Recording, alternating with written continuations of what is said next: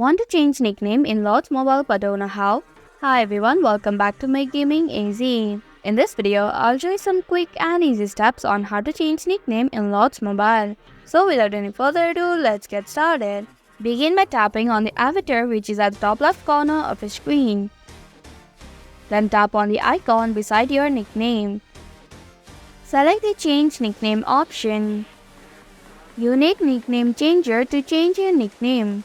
If you don't have it, you can buy using certain amount of gem. Now tap on the Use button. Enter the nickname that you want.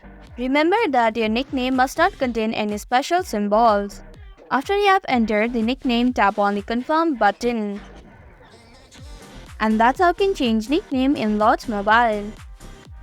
Thank you for watching Make Gaming Easy. Hope this video was helpful. If it was, then hit the like button and comment down if you have any questions or feedback. Also, if you're new to our channel, subscribe and hit the bell icon so that you don't miss upcoming videos.